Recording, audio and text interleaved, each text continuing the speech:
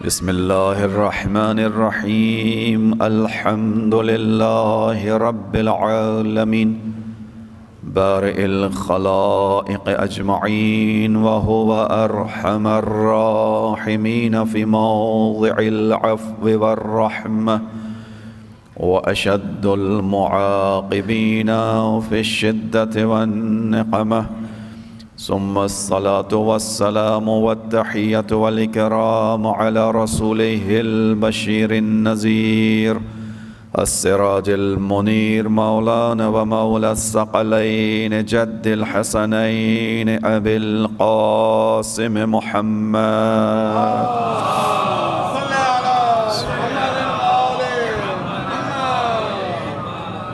وعلى أهل بيته الطيبين الطاهرين المعصومين المظلومين الذين أذهب الله عنهم الرجس وطهرهم تطهيرا.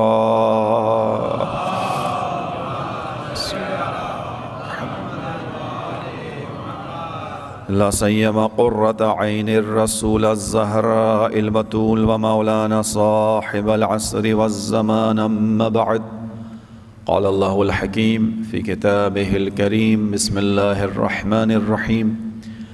اعلموا أن الله يحيي الأرض بعد موتها، قد بينا لكم الآيات لعلكم تعقلون. درود بھیجئے محمد علیہ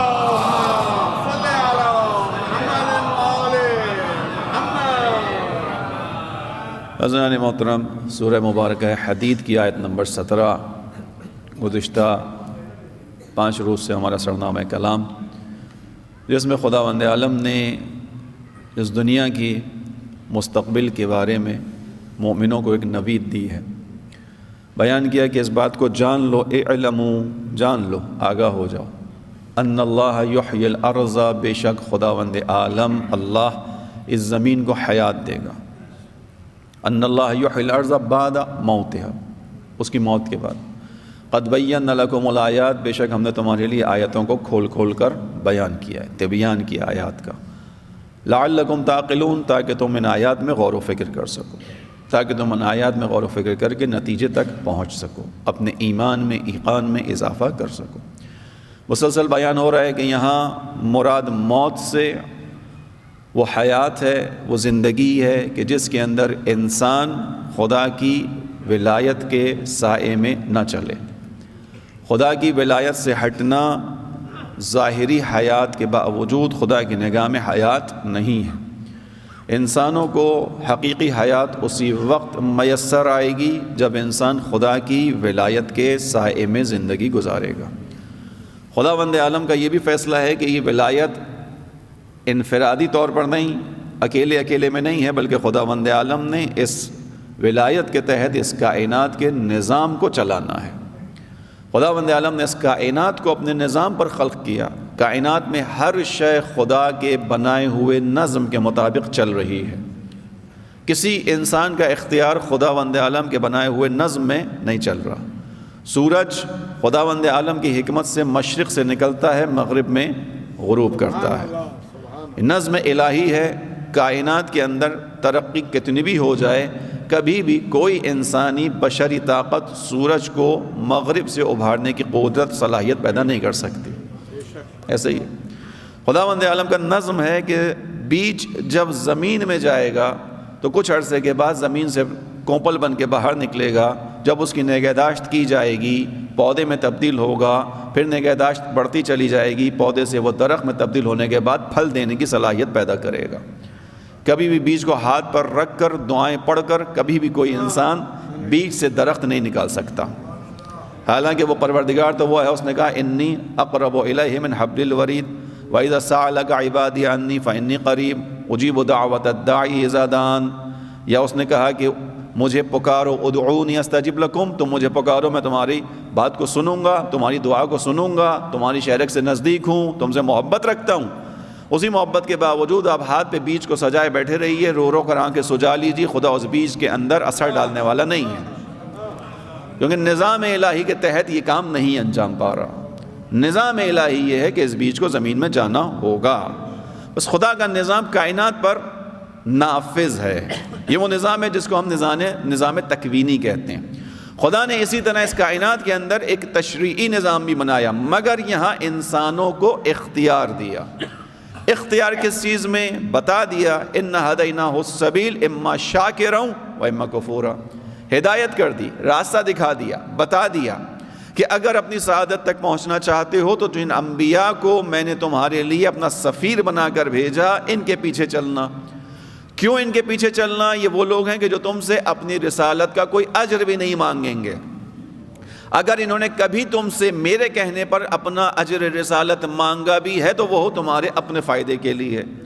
قُلْ مَا سَأَلْتُكُمْ عَلَيْهِ مِنْ أَجْرٍ فَهُوَ لَكُمْ. اے حبیب ان سے کہہ دیجئے کہ اول تو میں تم سے اپنا کوئی اجر رسالت مانگ نہیں رہا. تمہارے اندر اتنی طاقت ہی نہیں کہ تم میرا اجر رسالت ادا کر سکو. تمہارے پاس کچھ ہے ہی نہیں، تم خود نادار ہو، تم خود محتاج ہو، تم بھلا میری رسالت کا اجر کیا دو گے؟ لیکن اگر میں نے اللہ کے کہنے پر تم سے اجر مانگ بھی لیا، قُلْ مَا سَأَلْتُكُمْ عَلَيْهِ مِنْ أَجْرٍ فَهُوَ لَكُمْ، تو اس بات کو جان لو یہ اجر خود تمہارے فائدے میں. اجر کیا ہے؟ کیا مانگا ہے؟ پیروی کرو. یہ پیروی کرنے سے نبی کی ذات اور شان پر کوئی فرق نہیں پڑے گا. تم گمراہی سے نکل کر ہدایت تک آ جاؤ گے. تمہارا مشرب تبدیل ہو جائے گا. جناب سیدہ سلام اللہ علیہا کی زبانی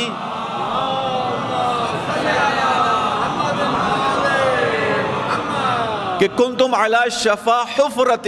جناب سیدہ سلام اللہ علیہ نے دربار میں کھڑے ہو کے خطبہ فدق جو دیا اس کے الفاظ ہیں کنتم علی شفا حفرۃ. اے لوگوں تم لوگ یاد تو کرو تم آتش جہنم کے کنارے پر کھڑے ہوئے تھے. فَأَنْقَذَكُمْ بِأَبِي، خداوند عالم نے تم کو میرے بابا کے ذریعے سے نجات دی ہے. توجہ کیجئے کہ جناب سیدہ کی عظمت ہے کہ اس کائنات میں رسول اللہ کو جو ابھی کہہ کر مخاطب کر سکے وہ فقط جناب فاطمہ زہرا ہیں. درود پڑھیے گا محمد و آل محمد.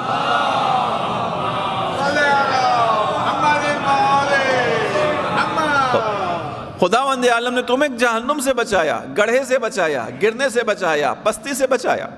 تمہارا مشرب کیا تھا؟ تم حیوانوں کے ساتھ کھاتے پیتے تھے. جس جگہ سے حیوان پیتا تھا تم بھی وہیں سے پیتے تھے. یہ اس نبی نے آنے کے بعد تمہیں حیات کا شعور عطا کیا ہے. وہی سورہ انفال کی آیت نمبر 24 جو پہلی مجلس میں بیان کیا تھا کہ کیوں آؤ. یہ حیات کیوں میں نے کہا کہ حیات کون سی؟ الہی حیات ہے جس کو خدا حیات کہہ رہے ہیں جو ولایت کے سائے میں ہو. اس کی دلیل دوبارہ آج آخری دن دوبارہ دے رہا ہوں. سورہ انفال کی آیت یا ایھا الذین آمنوا استجیبوا للہ وللرسول اذا دعاکم لما یحییکم. اے ایمان والو آؤ، جب اللہ تمہیں دعوت دے، آواز دے، بلائے، جب اللہ کا رسول تمہیں بلائے تو آؤ استجابت کرو. کیوں کرو؟ اس لیے کہ تمہیں حیات عطا کر سکے تاکہ تم حقیقی زندگی تک پہنچ سکو. بس توجہ کیجئے گا عزیزوں. اب یہ جو اجر رسالت مانگا گیا یہ تمہارے اپنے فائدے میں، اس کا فائدہ نبی کی ذات کو ہونے والا نہیں ہے. اب جناب سیدہ سلام اللہ علیہ نے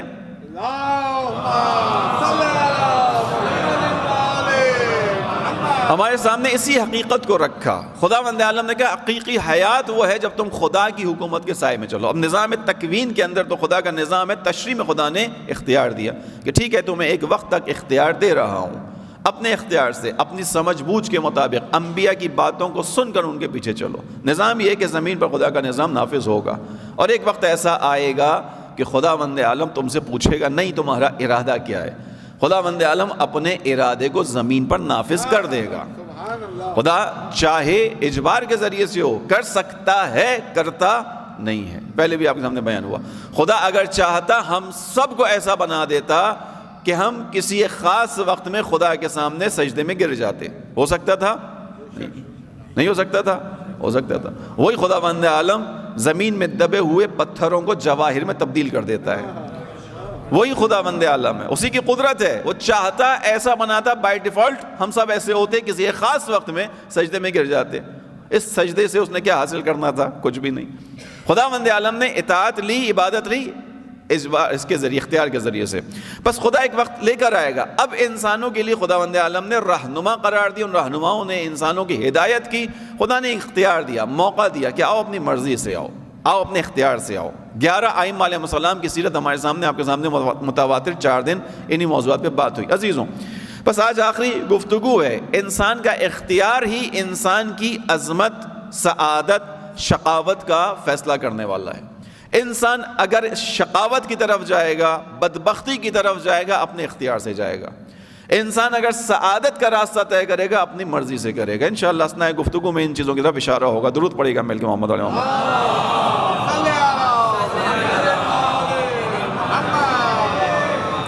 یہ بات تو طے ہے کہ خدا کی زمین پر خدا کا نظام نافذ ہو کر رہے گا. ہم اور آپ اسی نظام کے انتظار میں انشاءاللہ. لیکن خدا کرے کہ ہمارا یہ انتظار عملی ہو، عملی طور پر انتظار ہو. چونکہ رسول اللہ صلی اللہ علیہ وآلہ وسلم نے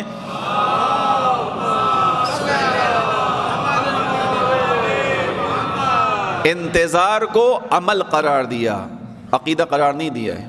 افضل اعمال امتی، افضل فکر و امتی نہیں ہے کہ میری امت کا سب سے بہترین فکر کیا ہے، نہیں. افضل عقیدت و امتی نہیں ہے کہ میری امت کا سب سے بہترین عقیدہ کیا ہے. افضل اعمال امتی، میری امت کے لیے اعمال میں سب سے بہترین عمل انتظار الفرج ہے. انتظار فرج عمل ہے، مسلسل حرکت کا نام ہے. بس انتظار فرج ہوگا. یہ کام تو خداوند عالم نے فیصلہ کیا. ہاں تاخیر اس میں ہو سکتی ہے میری اور آپ کی کوتاہی کے سبب، جیسا کہ ہو گیا.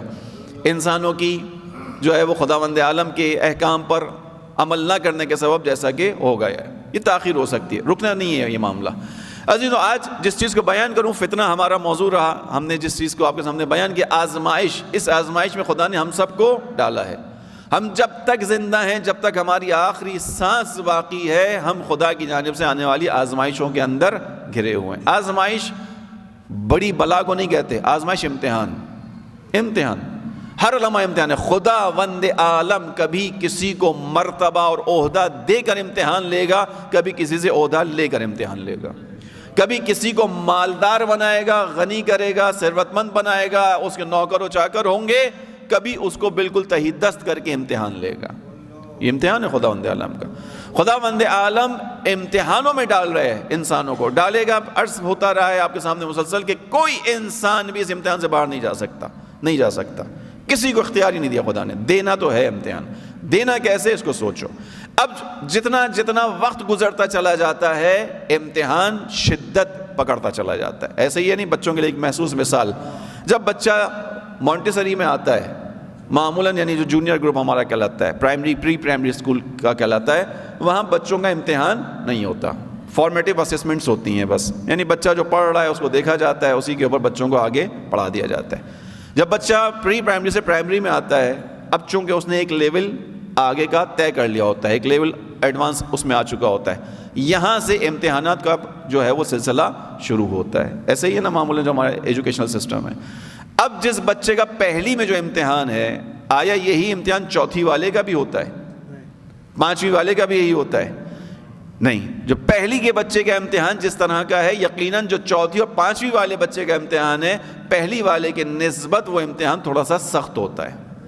وجہ کیا ہے؟ وقت گزر گیا، ٹائم گزرا ہے، 3 کلاسیں طے کر کے ایک بچہ اوپر پہنچا ہے. یعنی اب اس کے اندر بڑے امتحان کو دینے کی صلاحیت پیدا ہوئی ہے. اس چوتھی اور پانچویں والے بچے کی نسبت میٹرک والے بچے کا امتحان ہے. ایسا ہی ہے. پانچویں والے بچے کا امتحان آسان ہوگا کس کی نسبت؟ میٹرک والے کی نسبت. سخت ہوگا کس کی نسبت؟ پہلی والے کی نسبت. جیسے جیسے وقت گزرے گا، یعنی معرفت میں اضافہ ہوتا چلا جائے گا، وقت گزرتا جائے گا، تجربہ بڑھتا چلا جائے گا، امتحان تیز ہوتا چلا جائے گا. اسی طرح ماسٹرز کے لیول کا امتحان ہے. میٹرک والے کا امتحان ماسٹرز کے لیول کے مطابق نہیں ہوگا. ایسا ہی ہے. میٹرک والے کا امتحان جب آپ پرچہ رکھیں گے ماسٹرز والے کے سامنے، وہ دیکھتے ہی اس کو ہنستے ہوئے حل کر دے گا، لیکن ماسٹرز کا امتحان سخت ہوگا. اسی طرح امتوں کا امتحان ہے. خداوند عالم نے پہلے کی امتوں کو بہت سادہ چیزوں کے ذریعے سے آزمایا. حتیٰ بہت ساری امتوں کے درمیان باقاعدہ عبادتیں، جیسے میرے اور آپ کے درمیان اس طرح کی عبادتیں رائج نہیں تھیں. یعنی صرف ایک ظاہری طور پر خدا سے رجوع کا طریقہ تھا، لیکن بہت بنیادی چیزیں تھیں. سچ بول لو، بس جھوٹ نہ بولو. یہ امتحان تھا بعض امتوں کا. دوسرے کو دھوکہ مت دو، امتحان تھا بعض امتوں کا. آہستہ آہستہ انسان نے بحیثیت انسان ترقی کی، اگلے مرحلے تک پہنچا. چونکہ اگلے مرحلے تک جا رہا ہے، اس کا امتحان تیز ہوتا چلا جا رہا ہے. یہ جو زمانہ جس میں میں اور آپ ہیں، یہ کون سا زمانہ ہے؟ آخری زمانہ. اس آخری زمانے کی خصوصیات کیا ہیں کہ خداوند عالم اس آخری زمانے میں وہ کرنے جا رہا ہے جو اس سے پہلے اس نے اپنی زمین پہ نہیں کیا تھا. خدا اس آخری زمانے میں اگر امتحان تیز کر رہا ہے تو اس کا نتیجہ بھی اچھا دے رہا ہے. کل آپ کے سامنے اس پہ کچھ نکات بیان کیے تھے. یعنی جو خصوصیات امام عصر کی حکومت کی ہیں، ایسی حکومت خداوند عالم نے اس زمین کے اوپر اس سے پہلے کبھی قائم نہیں فرمائی ہے. وہ بابرکت ترین حکومت خدا کی کہ جس کے اندر خداوند عالم کی زمین کے خزانے اپنے آپ کو اشکار کریں گے. روایات کے مطابق خدا کی زمین کے خزانے اپنے آپ کو اشکار کریں گے. آسمانوں سے برکتیں نازل ہوں گی. زمین کے اوپر کوئی ایک چپا بھی ایسا نہیں ہوگا جہاں زمین خوشحالی کے سبب ہریالی باہر نہ نکالے. خوشحالی کے سبب الفاظ روایات کے مفہوم بیان کر رہا ہوں آپ کے سامنے. ایسی حکومت کبھی نہیں آئی. یہ واحد حکومت ہے امام عصر کی. جب نتیجہ اتنا اچھا ہے تو اس سے پہلے کا امتحان بھی سخت ہوگا. اس نتیجے تک خدا پہنچائے گا کس کو؟ چونکہ حکومت عادلانہ بھی ہے، صالحانہ بھی ہے. لہذا اس عادلانہ صالحانہ حکومت تک پہنچنے کے لیے پہلے عدل پر عمل کرنا ہوگا، صالحیت کو اپنے اندر پیدا کرنا ہوگا. یہ خدا کا فیصلہ ہے. اب اس فیصلے سے آپ لڑ نہیں سکتے. اس فیصلے کے مطابق اپنی آمادگی کر سکتے ہیں. اور خداوند عالم نے اپنی حکمت اور اپنی مصلحت اور اپنی محبت کے سبب ہم لوگوں کے سامنے اس نظام کو رکھنا شروع کر دیا ہے. جتنا وقت بچا انشاءاللہ اسی کی طرف اشارہ رہے گا. درود پڑھی محمد والے محمد.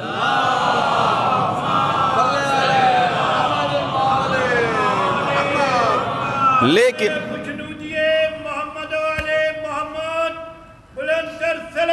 اللہ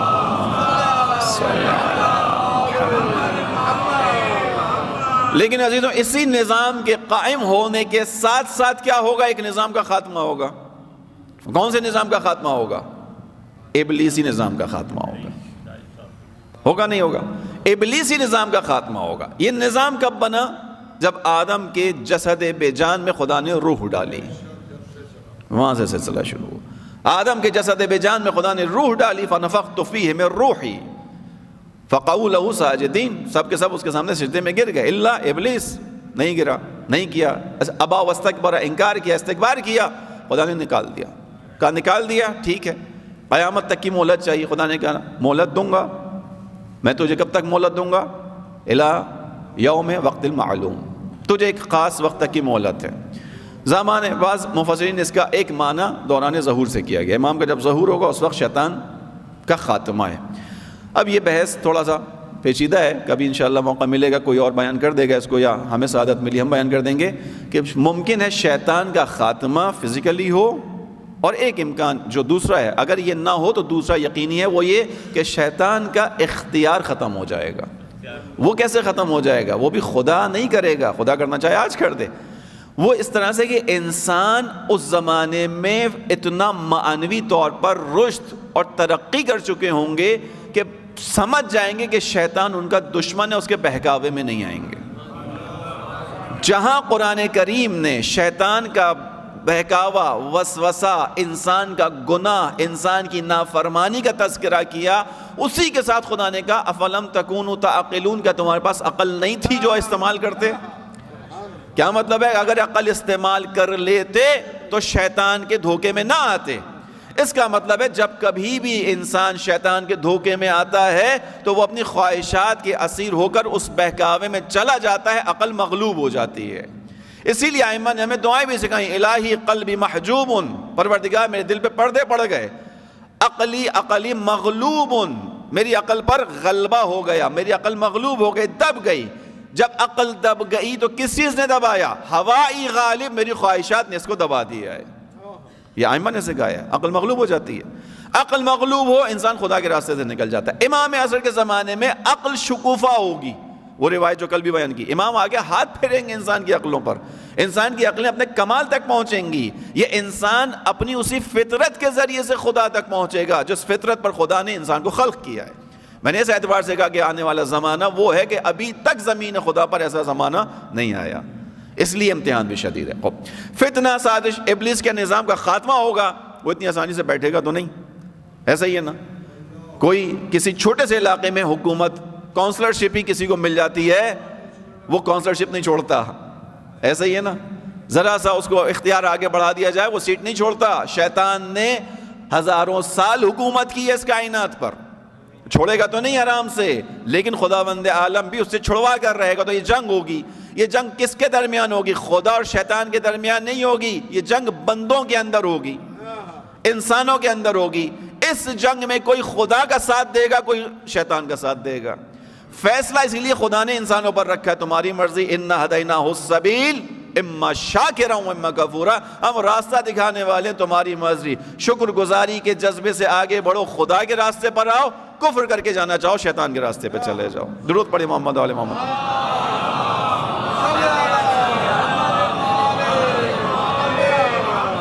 شیطان کی خصوصیت کیا ہے؟ فتنہ کرتا ہے. فتنہ یعنی آزمائش میں ڈالتا ہے، سازش کرتا ہے. ظاہر کچھ ہوتا ہے، باطن کچھ اور ہوتا ہے. عزیزو، یہ فتنہ اور سازش مشرکوں کی طرف سے نہیں ہے، ہمیشہ کافروں کی طرف سے نہیں ہے. اس کو آیت اللہ مصباح یزدی اپنے دروس کے اندر بیان کرتے ہیں کہ عالم اسلام کی جو سب سے بڑی سازش اور سب سے بڑا فتنہ ہے وہ بعد رسول ہوا ہے. آقا مطلب مصباح یزدی نے بیان کیا سب سے بڑا فتنہ کب ہوا؟ جب رسالت مآب صلی اللہ علیہ وسلم کی رحلت ہوئی، جس کو جناب سیدہ نے بیان کیا، جس کو آپ کے سامنے خطبہ جناب سیدہ سے بیان کیا تھا میں، کہ تم نے یہ کہتے ہوئے کہ کہیں فتنہ برپا نہ ہو جائے، تم نے کیا کام کیا؟ خلافت کی بساط بچھا دی. تم نے ایک جگہ کھڑے ہو کے میٹنگ کر لی تاکہ فتنہ برپا نہ ہو امت کے اندر. تم نے اپنے اس کام سے ہی امت میں فتنہ برپا کر دیا. جناب سیدہ کے الفاظ ہیں، جناب سیدہ نے بیان کیا ہے. اور اس کا مطلب توجہ کیجئے گا، میں اب دوبارہ تھوڑا اور نکات کی طرف آپ کو لے کے آؤں گا. فتنہ آقا مصباح یزدی بیان کرتے ہیں مشرکوں اور کافروں کی طرف سے نہیں ہے. یہ جو فتنہ جس کو جناب سیدہ صدیقۃ الکبریٰ کہنی ہے، فتنہ ہے، آزمائش ہے. مومنین امتحان میں پڑ گئے اور اس امتحان کی شدت ہے کہ نہیں پہچان پا رہے کیا کرنا ہے. اس کے لیے آقا مصباح یزدی بیان کرتے ہیں کہ یہ فتنہ کس کی طرف سے تھا؟ مومنوں کی طرف، کافروں کی طرف سے نہیں تھا، مشرکوں کی طرف سے نہیں تھا. ان لوگوں کی طرف سے تھا جنہوں نے رسول اللہ کے ممبر کے نیچے بیٹھ کے رسول اللہ سے کلام سنایا، جنہوں نے رسول اللہ صلی اللہ علیہ وآلہ وسلم کی زبانی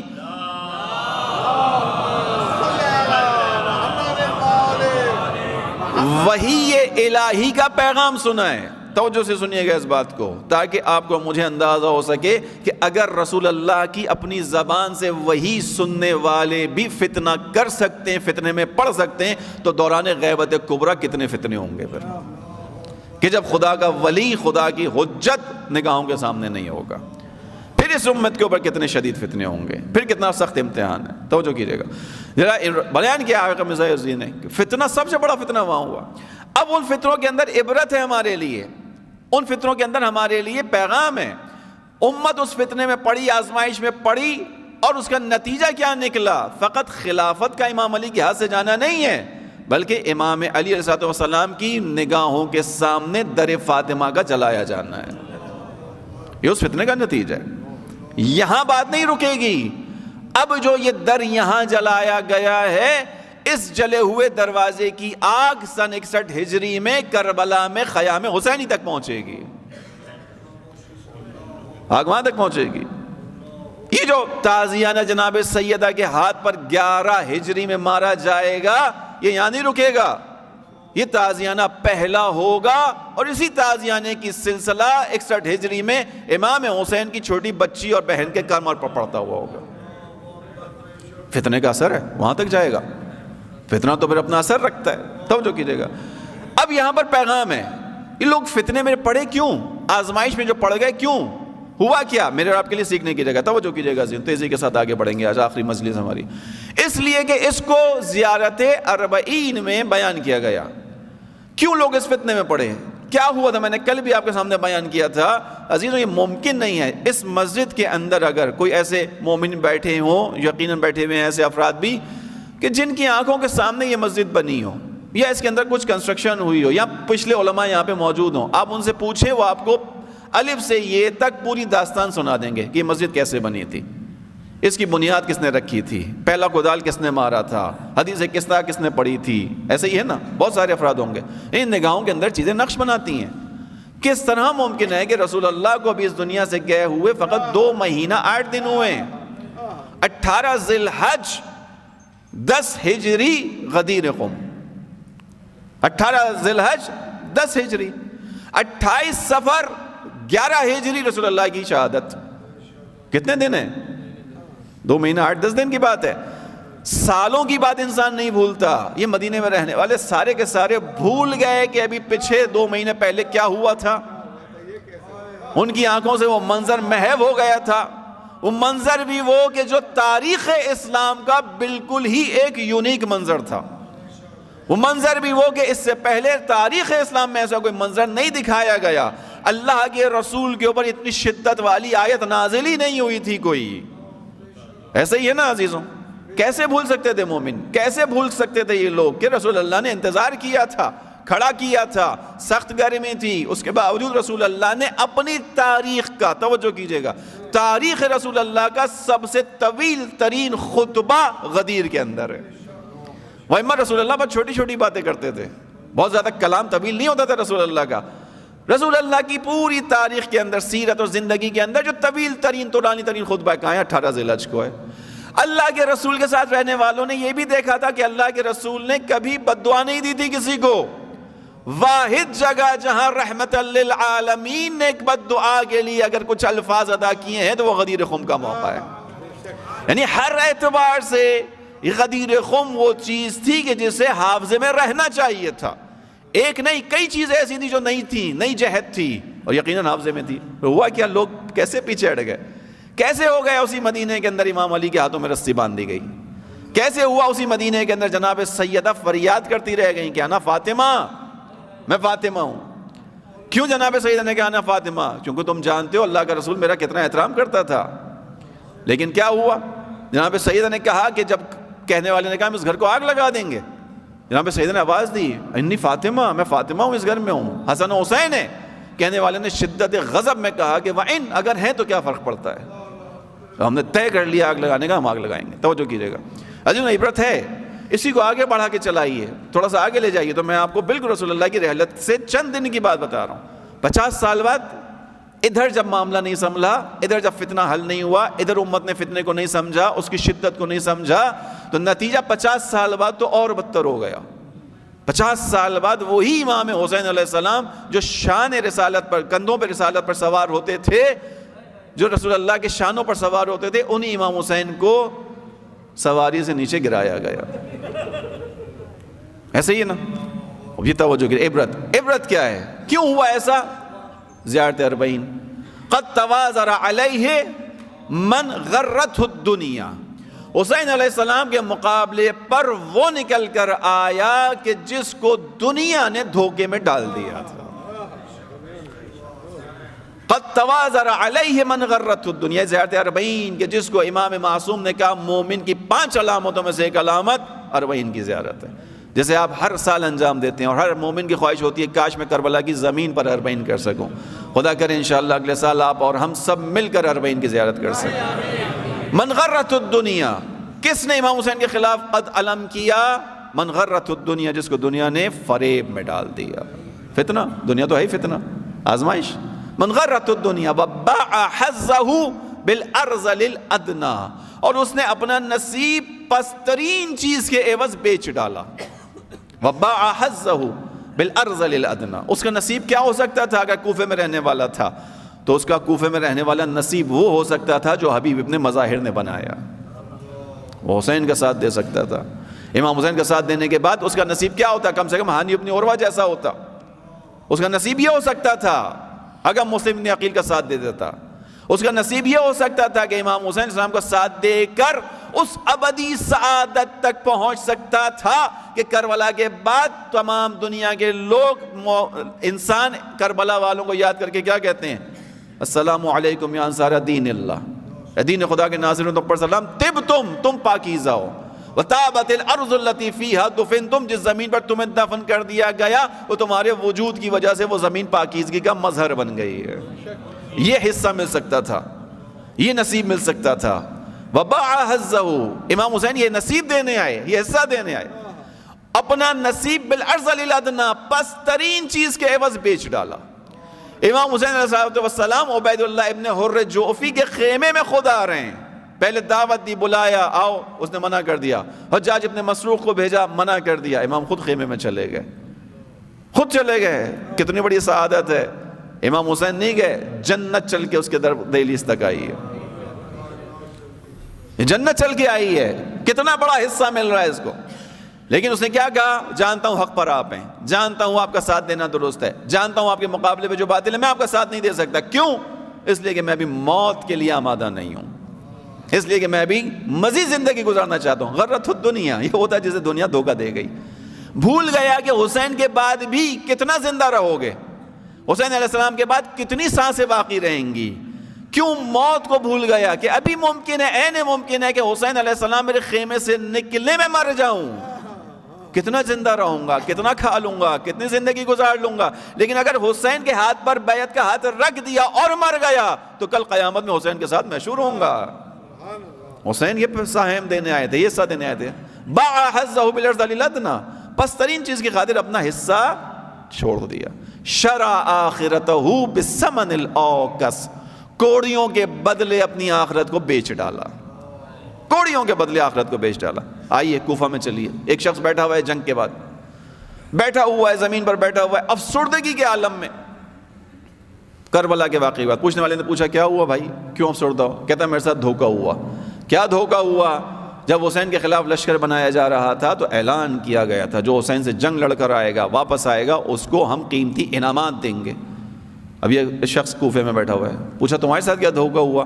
کہا میں نے اسی اعلان کی وجہ سے خرچ کیا، 10 درہم کی تلوار خریدی، 10 درہم کا اپنا ساز و سامان تیار کیا، 20 درہم ہو گئے. جب واپس آیا ہوں تو مجھے فقط 6 درہم دیے گئے، میرا 14 درہم کا نقصان ہوا ہے. توجہ کیجیے گا. وشرع آخرتہ بالثمن الاوکس، کوڑیوں کے بدلے آخرت بیچ ڈالی. کس نقصان کو نقصان کہہ رہا ہے؟ 14 درہم کو. کہہ رہا ہے 14 درہم کم ملیں، فائدہ تو نہیں ملا، جو میری اصل انویسٹمنٹ تھی اس میں سے بھی کم ہو گیا. کوئی اس کو جھنجھوڑ کے بتائے کہ دیکھو جو اصل نقصان تھا وہ یہ تھا کہ تم اپنے ہاتھوں کو حسین کے خون سے آغشتہ کر کے آ گئے ہو. اصل نقصان تو یہ تھا کہ تم نے اپنے ہاتھوں سے فرزند رسول کو تحقیق کیا. اصل نقصان تو تم نے یہ اٹھا لیا کہ تمہاری وجہ سے جناب سیدہ کی بیٹی کے سر سے ردا چھین لی گئی. جو اصل نقصان ہے تم اس کی طرف توجہ ہی نہیں کر پا رہے. تم 6 درہم اور 14 درہم کے نقصان میں پھنسے ہوئے ہو. توجہ کیجئے گا عزیزوں. من شرع آخرتہ بالثمن الاوکس، جناب سیدہ نے کہا فتنہ ہے، آزمائش ہے. اس فتنے آزمائش کو نہیں پہچانو گے تو حالات شدت کے ساتھ آگے بڑھتے چلے جائیں گے. دوران غیبت کبریٰ عزیزوں آزمائش ہے، سخت ہے. میں اور آپ اس آزمائش میں ڈالے گئے. اسی لیے سورہ عصر کے اندر خداوند عالم نے قسم کھائی، والعصر ان الانسان لفی خسر. عصر کی قسم، تمام انسان گھاٹے میں، تمام انسان، ان الانسان، بے شک تمام انسان گھاٹے میں. یہ تذکرہ کسی اجنبی کے لیے نہیں عزیزوں، میرے اور آپ کے لیے. میرے اور آپ انسانیت کے لباس میں اس دنیا میں آئے. ان الانسان لفی خسر، ہر انسان گھاٹا اٹھائے گا الا الذین آمنوا، سوائے اس کے کہ جو ایمان لے کر آئے گا. وعملوا الصالحات، ایمان اس کا ایسا مستحکم ہوگا کہ اس ایمان کے سائے میں عمل انجام دے گا. ایمان کو فقط عقیدہ اور فکر نہیں بنائے گا، ایمان عمل کے ذریعے سے دکھائے گا. الا الذین آمنوا وعملوا الصالحات. اور چونکہ انسان کو راستہ دنیا اس کی چکا چوند بھٹکا دیتی ہے، وتواصوا بالحق، پھر یہ گروہ ہوگا جو دوسرے کو بھی حق کی تلقین کرے گا. توجہ کیجئے گا. حق کی تلقین، حق کی تائید، حق کی تاکید کرنا انسانوں کو گھاٹے سے نکالے گا. آج جہاں کہیں کوئی حق کی بات کرتا ہے، سامنے والا کہتا ہے ہم سب جانتے ہیں، ہمیں سکھانے کی کوشش مت کرو.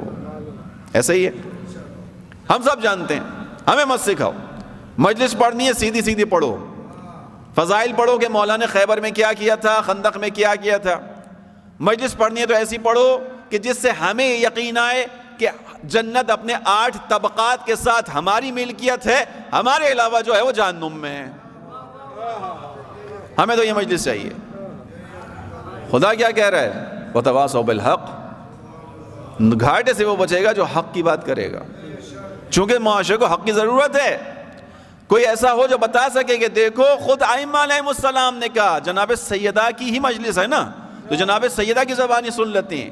جناب سیدہ نے کہا جو ہمارے بیان کیے ہوئے امر پر چلے گا، جس چیز سے ہم روکیں گے رکے گا، جس کا ہم حکم دیں گے اس پر عمل کرے گا تو وہ ہمارا شیعہ ہے، اور جو اس طرح سے زندگی نہیں گزارے گا اس کا ہم سے کوئی تعلق نہیں ہے. جناب سیدہ نے جھوٹ سے روکا ہے یا نہیں روکا ہے؟ جناب سیدہ نے دغا، دھوکہ، فتنہ، فساد روکا ہی نہیں روکا؟ جناب سیدہ نے امامت کا ساتھ دینے کے لیے اپنی ہستی کو قربان کیا یا نہیں کیا؟ تو جناب سیدہ سے پیغام کیا لیا ایام فاطمیہ میں؟ اگر ایام فاطمیہ کی مجالس سننے کے باوجود میرے دل کے اندر اپنے زمانے کے ولی خدا کی نصرت کا جذبہ مزید بیدار نہیں ہوا، میں نے ایام فاطمیہ کی مجلس میں جا کے حصہ تو لیا، نصیب نہیں بنا سکا، حصہ تو لیا، نصیب نہیں بنا سکا۔ جناب سیدہ تو نصیب بنانے کے لیے نکلی، جناب سیدہ نصیب بنانے نکلی، اپنا نصیب بناؤ۔ زہرا جیسی ہستی قربان ہو رہی ہے تاکہ تم امامت کی اہمیت کو سمجھ سکو، زہرا جیسی ہستی اپنے آپ کو قربان کر رہی ہے تاکہ تم ولی خدا کو چھوڑنے کی برائی کو پہچان سکو، تاکہ تم ولی خدا کے دروازے سے دور ہونے کے اثرات کو دیکھ سکو۔ زہرا قربان ہونے پہ تیار ہے۔ عزیزوں، استاد فرحزاد نے ایک جملہ خوبصورت کہا کہ اگر آج زمانے میں شیعت زندہ ہے تو وہ جناب سیدہ کا صدقہ ہے، کیونکہ شیعہ کس کو کہتے ہیں؟ جناب سیدہ نے بتایا۔ امامت کا شیعہ کون ہوتا ہے؟ جو امامت کو تنہائی میں نہ دیکھ سکے۔ یہ جذباتی جملے نہیں ہیں۔ شیعہ کون ہوتا ہے؟ جو امامت کو تنہائی میں نہ دیکھ سکے۔ 1200 سال سے امامت کو تنہائی میں دیکھ رہے ہیں کہ نہیں دیکھ رہے؟ غیبت کی تنہائی میں امام بیٹھا ہوا ہے نہیں بیٹھا ہوا؟ ایام فاطمیہ میں اگر عزیزوں ہمارے دل کے اندر یہ کسک بیدار نہیں ہوئی، یہ تڑپ بیدار نہیں ہوئی، اگر ہم نے اکیلے میں بیٹھ کر واقعی غیبت امام کی غربت پر آنسو نہیں بایا، میں اپنا عقیدہ بیان کر رہا ہوں، ہم نے شاید ایام فاطمیہ سے سبق ہی نہیں لیا۔ احساس نہیں ہوا ہمیں ابھی بھی کہ وہ زمانے کا امام 1200 سال سے پتہ نہیں تنہائی میں۔ تربت زہرا کا تنہا زائر، تربت زہرا کا تنہا زائر، کم سے کم اسی طرح گفتگو کر لیں اس سے آج کی رات کہ اے تربت زہرا کے تنہا زائر، جب جانا ہو فاطمہ زہرا کی قبر پر تو ہماری طرف سے بھی ایک دیا جلا دینا۔ بس عزیزوں، فتنہ اور آزمائش ہم سب کے لیے، دوران غیبت کبریٰ اس کا دور تیزی کے ساتھ آگے بڑھ رہا ہے، اس کی شدت میں اضافہ ہوتا چلا جا رہا ہے۔ خداوند عالم نے یہ راستہ بنایا ہے، آزمائش سے گزرو گے تو پہنچو گے۔ خداوند عالم نے امام عصر تک ہمیں پہنچانے کے لیے بہت ساری چیزیں ہمارے سامنے رکھ دیں۔ اب آگے بڑھتے ہیں۔ خدا کیا کہتا ہے؟ وَتَوَاصَوْا بِالْحَقِّ، آؤ حق کی تلقین کرو ایک دوسرے کو، یاد دلاؤ، جھنجھوڑو۔ ہم عزیزوں توجہ کیجئے گا، چند نکات کی جانب توجہ دلانا چاہوں گا۔ ہم تلقین کے عمل کو قبول کرتے ہیں کہ نہیں کرتے؟ کرتے ہیں کہ نہیں کرتے؟ جواب نہیں آ رہا آپ کا۔ کرتے ہیں نا؟ آنکھوں کے سامنے ہوتا ہے۔ کب ہوتا ہے؟ جب انسان مر جاتا ہے، جب اسے قبر میں ڈالا جاتا ہے۔ اس کا مطلب ہے ہم مومنین تلقین کے عمل کو قبول کرتے ہیں کہ ہاں حق ہے تلقین کا، بس آ جائیے اس تلقین کو قبر سے باہر نکال کر معاشرے میں لے آئیے، اس جھنجھوڑنے کو فقط قبر تک محدود نہ کیجئے، معاشرے میں لے جائیے، یقین کیجئے معاشرہ بدل جائے گا۔ ایک دوسرے سے ملیں، ایک دوسرے سے ملنے کے بعد ایک دوسرے کو تلقین کریں۔ برادر مومن یاد رکھنا علی والے ہو، برادر مومن یاد رکھنا قیامت ہے، برادر مومن یاد رکھنا حساب حق ہے، برادر مومن تم مجھے یاد دلاؤ، میں تمہیں یاد دلا رہا ہوں کہ زمانے کا امام غیبت میں ہے، اور مل کر کچھ کریں کہ اس کی غیبت کا طولانی پردہ چاک ہو جائے۔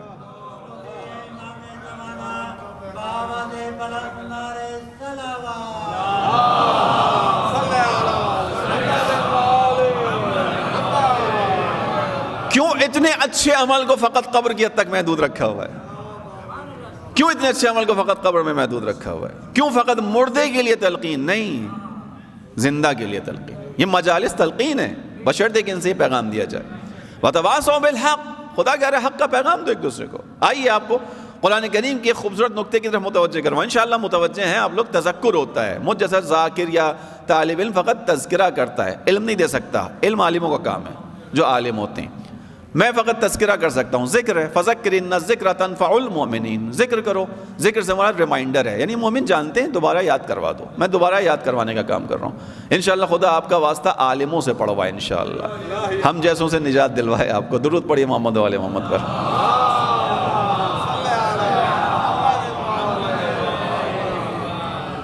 قرآن کریم میں اس عمل کو دیکھیے گا کتنی اہمیت دی گئی کہ اپنے علاوہ بھی، یعنی خود کو بھی سنبھالو اور اپنے ساتھ دوسروں کو بھی سنبھالو۔ انتہائی خوبصورت واقعہ ہے۔ جن لوگوں نے پہلے سنا میری زبانی، کچھ لوگ بیٹھے نظر آ رہے ہیں، ان سے معذرت بھی کر لوں گا، لیکن بہرحال تذکر بھی ہے، ریمائنڈر بھی ہے۔ سورہ مبارکہ نمل، کس کا سورہ ہے؟ نمل یعنی چونٹی۔ خداوند عالم نے ایک سورہ کا نام چونٹی پہ رکھ دیا، توجہ کیجئے گا۔ کتنے سورے ہیں کل قرآن کریم میں جو بچے بیٹھے ہوئے ہیں؟ 114۔ 114 میں سے ایک سورہ کا نام کس پر ہے؟ چونٹی کے اوپر۔ میں اور آپ اگر کوئی کتاب لکھیں گے، اس کتاب کے اندر اگر ہم فہرست بنائیں گے، چیپٹرز الگ الگ کریں گے، تو کوشش کریں گے کہ اپنے چیپٹرز کے لیے کوئی بہت اچھا عنوان لے کر آئیں، کیونکہ ہم لکھ رہے ہیں کتاب ایسے ہی نا، ہم چاہتے ہیں کہ سامنے والے پر اثر ڈالیں، سامنے والے کو ہماری علمیت اور عالمیت کا پتہ چلے۔ تو ہم کیا کریں گے؟ الفاظ کا چناؤ بہت دقیق ہوگا ہمارا، ہوگا کہ نہیں؟ حق ہے، ایسے ہی نا، الفاظ کا چناؤ بہت دقیق ہوگا۔ کیا لکھوں، عنوان کیا دوں، سر فصل کس چیز کو قرار دوں، اس کے بعد ان چیپٹرز کو تقسیم کیسے کروں، اچھا سا اچھا عنوان دینے کی کوشش کروں گا۔ کوئی خداوند عالم سے پوچھے بار الہ، تیرے قرآن کریم میں جو قیامت تک تیرا رہنے والا معجزہ ہے، وہ کلام ہے کہ جس کے ذریعے سے تو نے عرب کے رہنے والے خطیبوں ادیبوں کی گردنوں کو جھکا دیا، کہ جس کے معجزے کو سب نے تسلیم کر لیا، جو قیامت تک رہنے والا ہے۔ پروردگار فقط 114 سورے ہیں، ان 114 سوروں میں تو نے عنوان پر بہت زیادہ دقت نہیں کی۔ کہیں کسی سورے کو فیل کا نام دے دیا، سورہ فیل بنا دیا، کہیں کسی سورے کو عنکبوت کا نام دے دیا، مکڑی کے نام سے تعبیر کر دیا، کہیں کسی سورہ کو تو نے آنے کے بعد چونٹی کا نام دے دیا۔ پروردگار یہ کیا حکمت ہے؟ 114 سوروں میں سے 3 4 8 سورے تو اسی میں نکل گئے، مختلف پرندوں جانوروں کے نام پر۔ خداوند عالم شاید جواب دے کہ دیکھو میں نے یہ ہر کام حکمت سے کیا ہے۔ حکیم کا جو لفظ، جو اسم جس کے اوپر اطلاق پیدا کرتا ہے، وہ فقط میری ذات ہے۔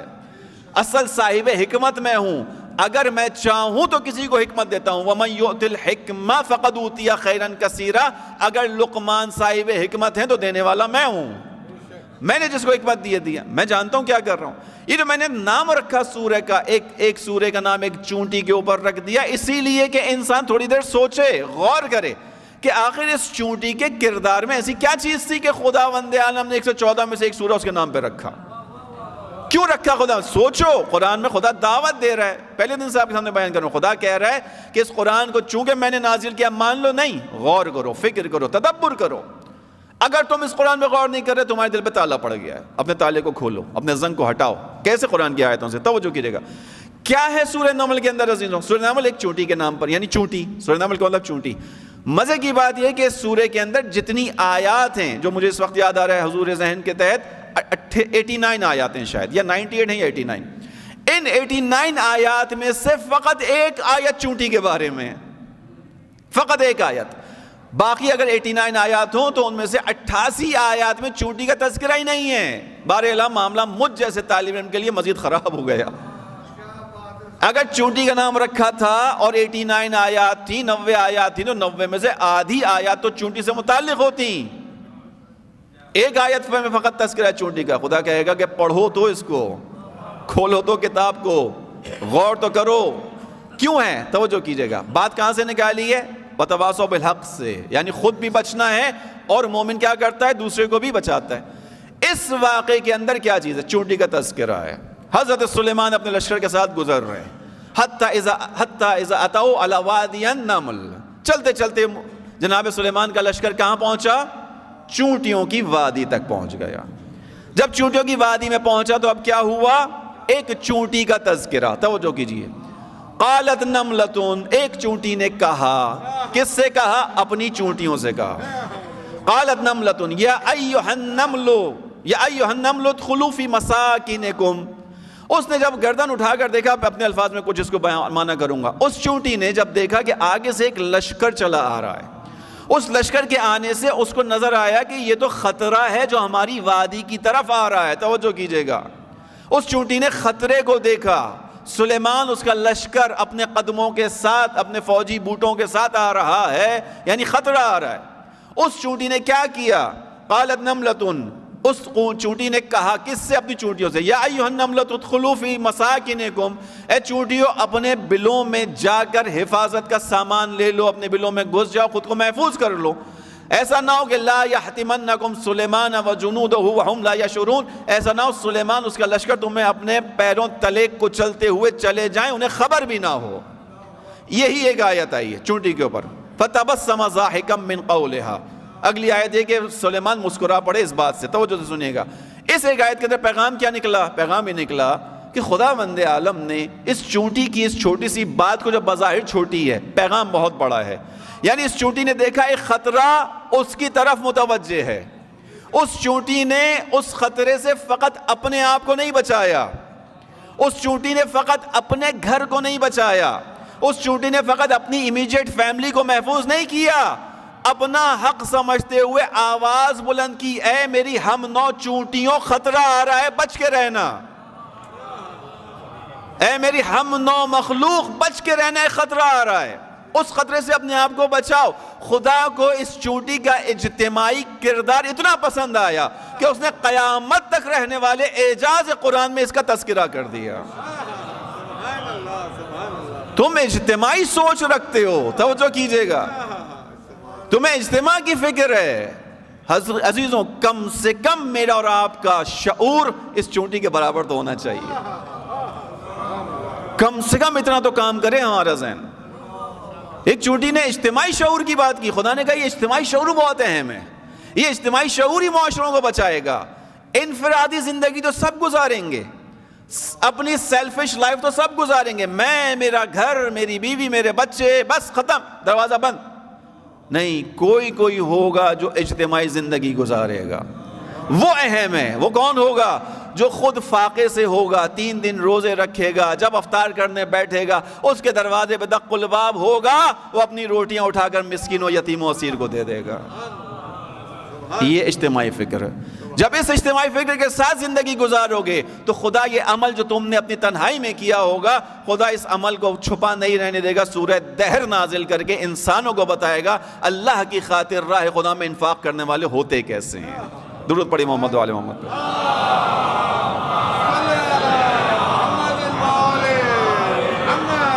عمل تو جناب سیدہ نے اکیلے میں کیا تھا، تنہائی میں کیا تھا، رات کا ہی وقت تھا جب افطار کرنے بیٹھی تھی، لیکن کیا ہوا؟ خدا نے اس سورہ کے اندر بیان کیا، یطعمون الطعام علی حبہ مسکینا و یتیما و اسیرا۔ ایسے بھی لوگ ہیں جو اللہ کی راہ میں یتیم و مسکین و اسیر کو اطعام کرتے ہیں۔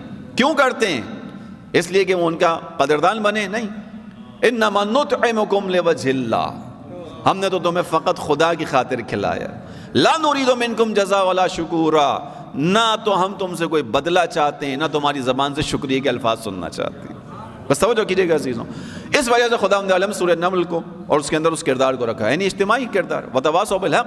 اور دوران غیبت کبریٰ اس چیز کی شدت کے ساتھ ضرورت ہے۔ کیوں؟ کیونکہ فتنے بڑھتے چلے جا رہے ہیں، آزمائشیں بڑھتی چلی جا رہی ہیں، امتحان بڑھتا چلا جا رہا ہے۔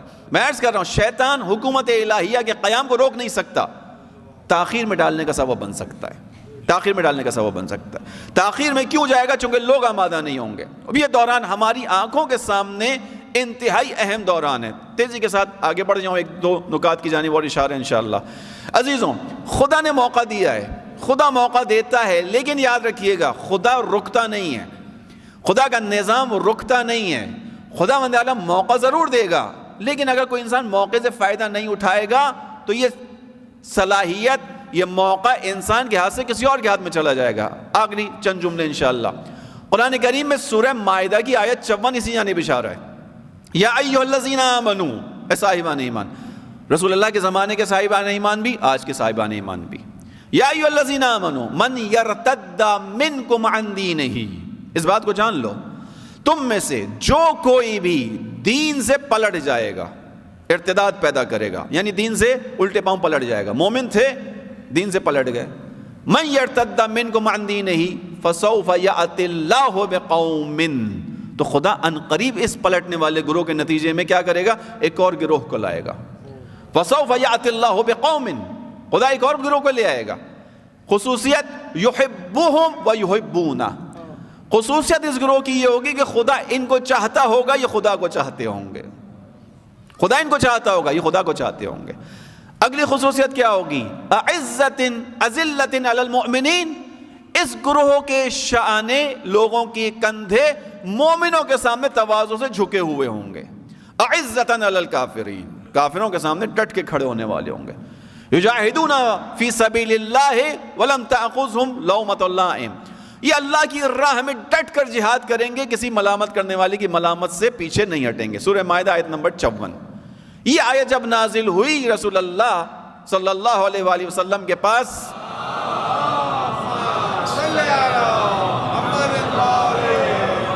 جناب سلمان فارسی کھڑے ہوئے تھے.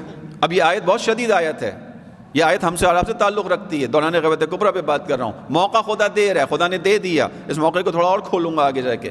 دیا خدا، دینا ہے موقع کو ہاتھ سے، ہمارے آپ کا اختیار ہے. خدا زبردستی نہیں لگوائے گا کسی کو کام پہ. یہ آیت نازل ہوئی، لوگوں کے ذہن میں سوال پیدا ہوا، یہ کون سی قوم ہے جو ارتداد پیدا کرے گی، لوگ پیچھے ہٹ جائیں گے اور خدا اس کی جگہ ایک اور قوم لے آئے گا. یا رسول اللہ یہ کیا ماجرا ہے؟ خدا کہہ رہا ہے صاحبان ایمان، وہ مومن تھے، پریشان ہوئے. رسول اللہ نے سلمان کے شانے پر ہاتھ رکھا، کہا یہ جو آیت نازل ہوئی ہے اس کا مصداق سلمان کی قوم ہے. توجہ کیجیے گا، سلمان کی قوم. یہ ہمارے یہاں بھی ہے، برادران اہل سنت کی تفسیری کتابوں میں موجود ہے.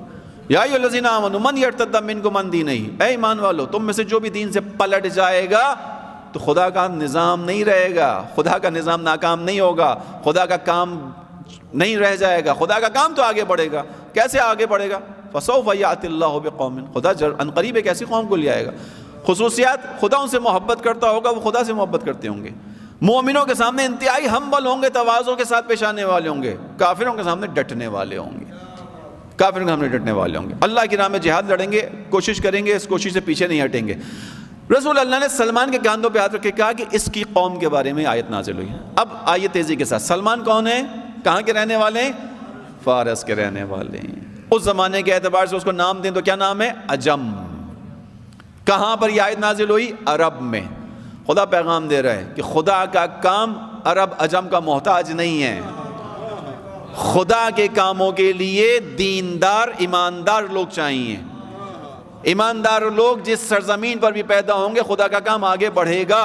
توجہ کیجئے گا. اب اپنی کوتاہی کی طرف ذرا اشارہ کروانے کے لیے کہہ رہا ہوں، تم عرصے سے اہل بیت کے دامن سے وابستہ رہنے کے باوجود کوتاہی کرو گے تو تمہارے لیے عزت نہیں ہوگی. بے حیثیت قوم آگے نہیں بڑھ پاؤ گے. تمہارے بچوں کو اٹھا لیا جائے گا، 5 سال مائیں باہر بیٹھی رہ جائیں گی، پوچھتی رہ جائیں گی ہمارا بچہ زندہ ہے مر گیا یہ بتا دو.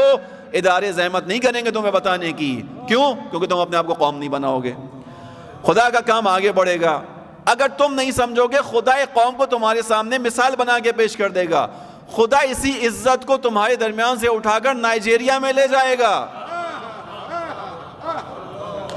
نائجیریا میں 40 سال پہلے شیعت تک پہنچنے والے کے ذریعے سے ایسی شیعت کو پروان چڑھائے گا کہ دنیا کی آنکھیں کھلی کی کھلی رہ جائیں گی کہ شیخ ابراہیم زکزکی نے کیسے لوگوں کو اسلام پہنچایا ہے. 5 اپنے بچوں کو شہید کروا دے گا، ماتھے پر شکن نہیں آئے گی. قوم امام علی کے نام پر قربان ہو رہی ہوگی، ماتھے پہ شکن نہیں آئے گی. توجہ کیجئے، آپ بھی یہ قربانیاں دے رہے ہیں، میں توہین نہیں کر رہا کسی کی، لیکن بہرحال ہم ان سے بہت آگے بڑھ سکتے تھے. ہماری شیعت آج کی تو نہیں ہے، ایسا ہی ہے. ہم اور آپ تو الحمدللہ سادات یہاں بیٹھے ہیں. سادات کی شیعت تو رسول اللہ کے زمانے سے ہے، ایسا ہی ہے. سادات ہیں یہاں پہ بیٹھے میں ہم سب. عزیز سوچیے ان چیزوں پہ. یہ قرآن کی آیات ہیں آپ کے سامنے پیش کر رہا ہوں. خدا کا نظام ہے. ان اللہ لا یغیر ما بقوم حتی یغیر ما بانفسہم. خدا اس قوم کی حالت کو بدلتا ہی نہیں ہے جو اپنی حالت کو بدلنے کے لیے خود سے کچھ نہ کرے. خدا مند عالم کا نظام یہ ہے. خدا کے نظام کے ساتھ تو چل سکتے ہیں، خدا کے نظام کے اگینسٹ نہیں چل سکتے. نہیں ہے اگر ہماری عزت، ہمارے یہاں محرومیاں ہیں، ہمارے لیے مسائل ہیں تو سبب ہم خود ہی ہیں. اور ایک چیز کو وضاحت سے بیان کروں، فقط علماء کی طرف نگاہ مت ڈالیے گا. فقط یہ نہیں کہ عالم، فقط یہ نہیں کہ مولانا مولوی حضرات، نہیں. قوم کہاں ہے؟ قوم کہاں ہے؟ کیا ہماری قوم میں پڑھے لکھے لوگ نہیں ہیں؟ بڑے بڑے ایجوکیشنل انسٹیٹیوٹس کو کھڑا کرنے والے ہیں ہماری قوم میں. تو کیا ہماری قوم میں اقتصاد دان نہیں ہیں؟ بڑے بڑے اقتصادی نظاموں کو بنانے والے ہماری قوم میں ہیں کہ نہیں ہیں؟ ہمارے پاس نظام ہے. اگر ہمارے پاس بڑے بڑے نظام بنانے والے ہیں تو سوال ہر کوئی اپنے آپ سے پوچھے، اپنے آپ کو بری الذمہ قرار مت دیں. اپنے آپ کو بری ذمہ قرار دینا اپنی ذمہ داری سے فرار ہے، آنکھیں بند کرنا ہے، بس ذمہ دار سب ہیں۔ اگر آپ دوسروں کے لیے بڑے اقتصادی نظام بنا سکتے ہیں، پلانز بنا سکتے ہیں، تو اپنی قوم کے لیے اقتصاد دانوں نے نظام کیوں نہیں بنائے؟ کیوں آپ کی قوم کا ہاتھ پھیلا ہوا ہے؟ کیوں آپ کی قوم میں فقیر ہے؟ علی کے ماننے والوں میں فقیر۔ علی علیہ السلام وہ کہ جنہوں نے، اپنے الفاظ میں بیان کر رہا ہوں، جنہوں نے اسمال بزنس کا تصور اپنے زمانے میں دیا۔ کیسے دیا؟ 1,00,000 کھجور کی گھٹنیاں امام علی نے اپنے پاس جمع کی۔ کتنی؟ 1,00,000۔ دہرا دیجیے ان باتوں کو تاکہ ذہن میں بیٹھ جائیں۔ 1,00,000 مذاق ہے؟ کیا کر رہے ہیں میرے مولا ان کھجور کی گھٹلیوں سے؟ 1,00,000 کھجور کی گھٹلیاں، جوانوں کو مخصوصاً خطاب کر کے کہہ رہا ہوں، سنو، اپنی ذمہ داری کو سمجھو۔ دوران غیبت کبریٰ عزت کے ساتھ امام تک پہنچنا ہے تو راستہ طے کرنا ہوگا، چلنا ہوگا، اپنے حصے کا کردار ادا کرنا ہوگا۔ 1,00,000 کھجور کی گٹھلیاں امام نے جمع کی، کیوں؟ اس لیے کہ امام علی جانتے ہیں کہ ان کھجور کی گٹھلیوں کے ذریعے سے باغ اگایا جا سکتا ہے۔ امام علی کھجور کی گٹھلیوں کو لاتے تھے، اپنے زور بازو سے زمین کا سینہ چیر کر پانی نکالتے تھے، یعنی کنواں نکالتے تھے۔ جانتے تھے کہ ہر کسی میں اتنی طاقت نہیں ہے۔ کنویں نکالنے کے بعد کھجور کی گٹھلیوں کو بوتے تھے، چند کھجور کی گٹھلیاں ایک جگہ بو دیں، 100 500 جتنی بھی سمجھتے تھے میرے مولا بہتر۔ جب ان کھجور کی گٹھلیوں سے پودے اوپر آنا شروع ہو جاتے تھے تو اس زمانے میں جو غلام ہوتے تھے یا فقیر و نادار ہوتے تھے، ان کا ہاتھ پکڑ کر لاتے تھے، کہتے تھے آج سے یہ زمین کا ٹکڑا میں نے تمہیں ہبہ کر دیا ہے، آج سے یہ زمین کا ٹکڑا تمہارا ہے۔ دیکھو میں نے تمہیں ایسے ہی لا کے کھڑا نہیں، میرے الفاظ ہیں، یعنی اگر فقط کھجور کی گھٹلیاں دیتے سامنے والا سستی کرتا، مولا کون کر سکتا ہے یہ کام، مولا پانی چاہیے میں نہیں کر سکتا، حجت بھی تمام کی، انتظام پورا کیا، کھجور کی گٹھلی کو زمین میں بویا، اسے پودا نکلا، پانی دیا، کنواں بنا دیا، یعنی پورے امکانات کے بعد لا کے کھڑا کیا کہ آج کے بعد اپنی عزت کی زندگی گزارو۔ یہ مولا کا پیغام تھا۔ توجہ کیجئے گا عزیزان محترم، امام نے یہ کام کیا، ٹھیک ہے۔ ہمارے یہاں اتنے بڑے بڑے اقتصاد کے نظام چلانے والے ہیں، اپنی قوم کا ہاتھ نیچے اس کو اوپر نہیں کر پا رہے۔ میں مثالیں نہیں دیتا دوسری قوموں کی، لیکن آپ کے ذہن میں فوراً آ جائے گا، اسی کراچی میں دوسری اقوام بھی رہتی ہیں، ان میں آپ کسی کا ہاتھ ایسے دکھا دیجئے، 2-3 قومیں تو کم سے کم فوراً ذہن میں آئی ہوں گی آپ کے، ایسے ہی نا، عرصے سے رہ رہے ہیں کراچی، ایسا ہاتھ آج تک ہم نے نہیں دیکھا ان کے یہاں۔ کیا وہاں غریب نہیں ہوتے؟ کیا فقیر نہیں ہوتے؟ کیا ان کے نادار نہیں ہوتے؟ ہوتے ہیں، سسٹم ہے۔ ان کو اپنی قوم کی عزت کا احساس ہے، اس لیے وہ اپنی قوم کو روڈ پہ ایسے نہیں کرنے دیتے، وہ اپنی قوم کی عزت کی خاطر اپنے ادارے بناتے ہیں، اپنی قوم کے اس فرد کو لے جا کر اس کو امکانات دیتے ہیں، امکانات دینے کے بعد جب وہ اس قابل ہو جاتا ہے کہ خود سے کچھ درآمد کرے، اب اس سے کہتے ہیں جو تمہارا حق تھا وہ ہم نے ادا کیا، اب تم اپنا حق ادا کرتے ہوئے اس نظام میں واپس پیسہ ڈالو۔ بس توجہ کیجئے گا عزیزان محترم، خدا کا نظام یہی ہے، نہیں کرو گے اپنی تبدیلی کے لیے کوشش، خدا زمین پہ فرشتے نہیں بھیجے گا، خدا لے جائے گا تم میں سے، اے ایمان والو جو بھی پلٹ جائے گا دین سے، خدا کا نظام چلے گا، خدا کا نظام بڑھنا ہے، خدا تمہاری بجائے کسی اور کو لے آئے گا۔ یہ آیت نازل ہوئی، رسول اللہ نے کہا یہ عجم ہے، یعنی سلمان کی قوم ہے، آج آ کر حقیقت کی نگاہ سے دیکھیے، حقیقت کی نگاہ سے، تعصب کی عینک کو اتاری ہے اور پھر دیکھیے۔ البتہ یہ خطاب آپ سے نہیں ہے، آپ کے آنکھوں پہ تعصب کی عینک نہیں ہے، جہاں تک یہ آواز جائے گی بہت ساروں کی آنکھوں پر ہے۔ آج آ کر دیکھیے اس وقت پوری دنیا کے اندر جو حقیقی اسلام کا پرچم اگر بلند ہے تو وہ کہاں سے بلند ہے؟ کہاں سے بلند ہے؟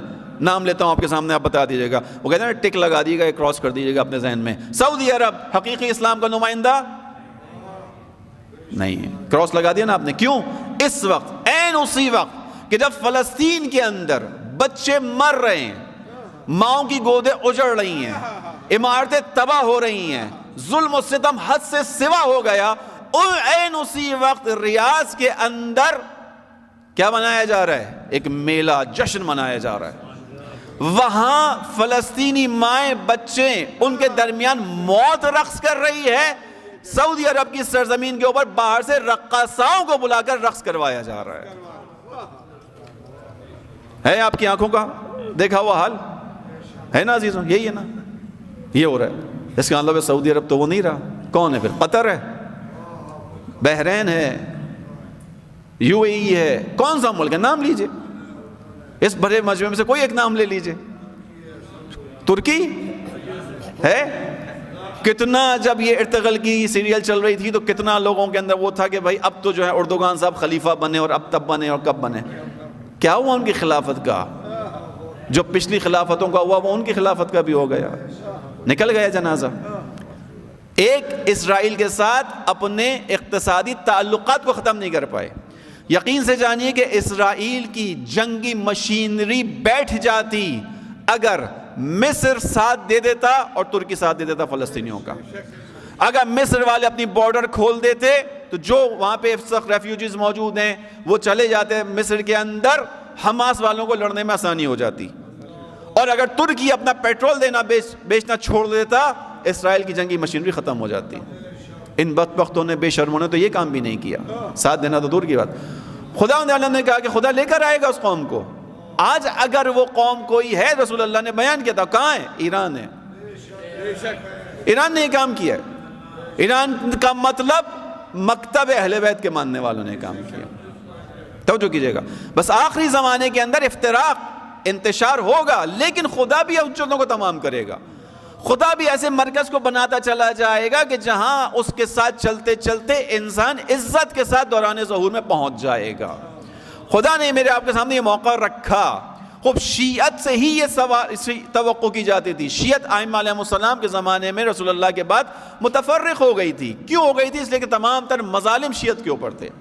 اتنا شدید دور شیعت نے دیکھا تھا کہ اگر کسی کے بچے کا نام علی ہوتا تھا تو اس کا نام دیوان سے کاٹ دیا جاتا تھا. یعنی بیت المال سے محروم یہ شخص جس کے بچے کا نام علی ہے.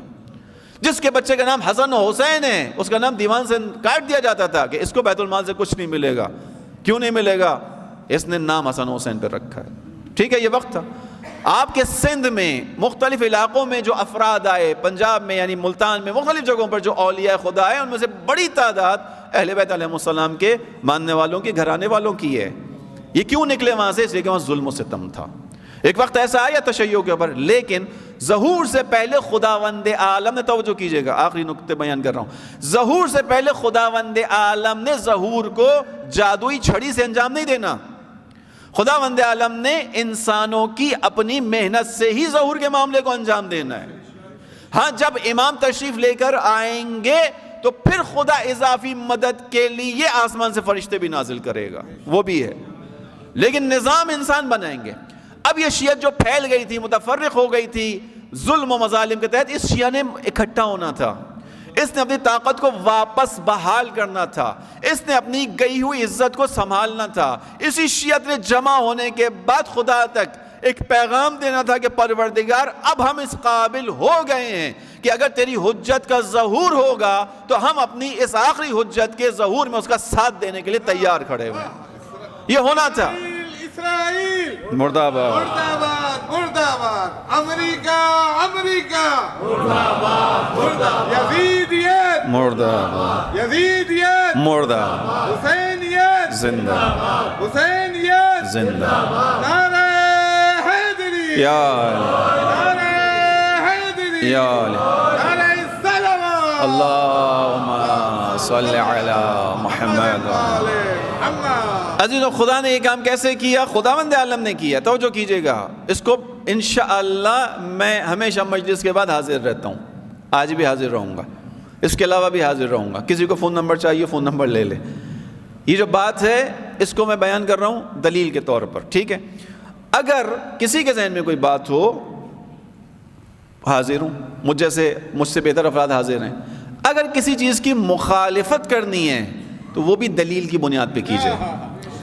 کسی چیز کو رد کرنا ہے دلیل کی بنیاد پہ کیجئے, اور کسی چیز کو قبول کرنا ہے تو دلیل کی بنیاد پہ کیجئے. توجہ کیجئے گا, میں اس چیز کو شیعت کا تعلیمات کے نتیجے میں بیان کر رہا ہوں. خداوند عالم نے ظہور سے پہلے شیعت کو ایک پلیٹ فارم پہ لانا تھا. عقلی راستہ بتا رہا ہوں آپ کے سامنے, یہ ہونا تھا. اگر کیونکہ کون دے گا زمانے کے امام کا ساتھ؟ وہابی دیں گے, مشرک دیں گے, کافر دیں گے, ناصبی دیں گے, یا جس کسی قوم نے زندگی بھر امام حسین کے اوپر آنسو بہا کر کہا ہو یا لیتنا کننا معکم, کاش ہم کربلا میں ہوتے مولا ساتھ دیتے، تو جس قوم کے اندر امامت کا ساتھ دینے کا جذبہ آنسوؤں کے ساتھ موجود ہے وہی ساتھ دے گی۔ لہذا اسی قوم کو اس جگہ تک لانا ہوگا۔ اس جگہ تک لانے کے لیے اب کتابوں میں چیزیں موجود تھیں۔ سلام ہو روح اللہ امام خمینی پر کہ جنہوں نے اس کتابوں سے چیز کو نکال کر ولی فقیہ کی حکومت قائم کر کے شیعت کو ایک جگہ متمرکز کر دیا۔ ولی فقیہ کیا چیز ہے؟ میں نے عرض کیا بہت سے لوگوں کا ماتھے پر جو ہے وہ بل پڑنا شروع ہوتے ہیں ولی فقیہ کے نام سے۔ قصور لوگوں کا نہیں ہے، قصور لوگوں کا نہیں ہے، قصور ان لوگوں کا ہے کہ جنہوں نے ان چیزوں کے اندر تحریفات کی ہیں، اپنے مقاصد کی خاطر انحراف کر کے اس چیز کو بیان کیا ہے۔ تو جو کیجئے گا ولایت فقیہ ہرگز یہ مطلب نہیں ہے کہ آپ کے سامنے ایک آپشن رکھا جا رہا ہے، اختیار رکھا جا رہا ہے کہ یا امام علی کو ولی مانو یا ولی فقیہ کو ولی مانو۔ پیش ایسے کیا گیا ہے، پیش ایسے کیا گیا ہے کہ تم اگر ولی فقیہ کی بات کرتے ہو تو گویا امام علی کی ولایت سے باہر۔ یہ شبہ ہے۔ امام علی علیہ السلام نے نہج البلاغہ کے خطبہ نمبر 38 میں بیان کیا سمیت الشبہۃ شبہۃ لأنہا تشبہ الحق۔ شبہ کو شبہ اس لیے کہا جاتا ہے کہ وہ حق کی طرح کا نظر آتا ہے، حق کی طرح کا نظر آتا ہے۔ اب اس چیز کے اندر بہت بڑا آپ کو حق نظر آئے گا۔ اگر کسی سادہ ذہن انسان کو کہا جائے کہ بھائی تمہارے پاس دو آپشن ہیں، یا علی کی ولایت یا فقیہ کی ولایت، میں کسی اور کی بات تو کیا کروں؟ اگر میرے سامنے بھی آپشن رکھا جائے گا اور مجھ سے کہا جائے گا کہ یا علی کی ولایت پر آؤ یا فقیہ کی ولایت پر، دونوں میں فرق ہوگا، ایک کو مانو گے دوسرے کو چھوڑنا پڑے گا، تو میرا جواب یہیں سے سن لیجئے، میں کہوں گا میں علی کی ولایت کو مانوں گا۔ یہ تو بہت سادہ سی بات ہے، شبہ ہے یہ۔ ایسا نہیں تھا کہ یا علی یا فقیہ، نہیں، امام علی علیہ السلام کے راستے میں چلتے ہوئے دوران غیبت کبریٰ جو مرکزیت ہے وہ فقیہ کے ہاتھ میں ہے۔ جیسے ہی امام عصر کا ظہور ہوگا ولی فقیہ اپنی حکومت کا پرچم اس امام کے ہاتھوں میں دینے کا پابند ہے۔ جیسے ہی امام کا ظہور ہوگا ولی فقیہ اپنی حکومت کا پرچم دینے کا پابند ہے کہ مولا آپ کی غیبت کے زمانے میں جو ہم سے ہو سکا تھا ہم نے کر لیا، اب آپ تشریف لے کر آئیں، یہ پرچم آپ کا، یہ سپاہی آپ کے، یہی ہوگا۔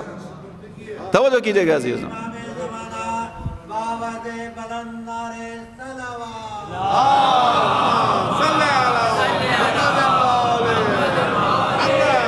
بس خدا بند عالم نے عزیزوں یہاں تک پہنچا دیا کہ نہیں پہنچا دیا؟ پہنچا دیا۔ آنکھوں سے دیکھ لیا کہ نہیں دیکھ لیا؟ دیکھ لیا۔ آنکھوں سے عزت تشیع کی نظر آئی ہے، ایسے ہی ہے نا، لیکن حقیقت سے مانے بھی تو یہ تشیع کی عزت آئی کہاں سے؟